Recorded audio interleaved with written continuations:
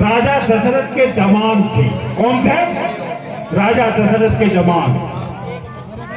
अब सोचोगे कि राजा दशरथ का कोई पुत्र ही नहीं था तो ये जमान कैसे हुए? तो राजा दशरथ की पहली पत्नी कौशल्या के तुरंत शादी के बाद एक पुत्री पैदा हुई थी जिसका नाम था शांता। राजा दशरथ ने अपनी पुत्री को अपने मित्र राजा रोमपाद को गोद दे दिया था। उस समय उस पुत्री की उम्र थी 3 साल 7 महीने की।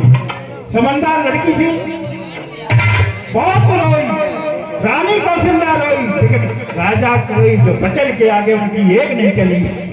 उस समय उस पुत्री ने अपने पिता राजा दशरथ को श्राप दिया था कि हे पिता, जिस प्रकार पशुओं को तू रस्सी को खोलकर दूसरे को दे देता है, इसी तरह से मुझे दूसरे राजा के बलि कर दिया। जाओ, मैं तुम्हें श्राप देती हूं, तुम्हारे कभी संतान नहीं होगी जब तक मैं नहीं चाहूंगी। और राजा को एक जगह और श्राप मिला था श्रवण के माता पिता से। उन्होंने श्राप दिया था कि जिस तरह से मैं अपने पुत्र के वियोग में तड़प कर अपनी जान दे रहा हूं, जाओ, मैं राजन तुम्हें श्राप देता हूं, तुम्हारी भी मौत ऐसी होगी। इसलिए राजा दशरथ कुछ काल के लिए निश्चित हो गए थे कि देखता हूं किसका साथ भारी होगा। बेटी ने तो साथ हुआ तुम्हारे संतान नहीं हो, लेकिन ये संतान है। लेकिन एक बार इंद्र के दरबार में बहुत सारी बेइज्जती हुई।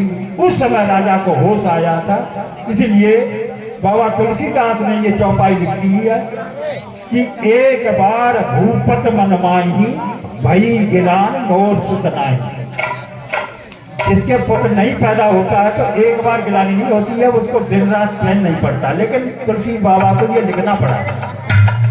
अब श्रृंगी ऋषि क्योंकि शांता के पति हैं, इसीलिए, नहीं तो वशिष्ठ सर्वश्रेष्ठ ऋषि थे, लेकिन उन्होंने नहीं किया क्योंकि जब तक शांता नहीं चाहती, इसलिए उनके शांता तो नहीं आई, अपने पति को भेजा।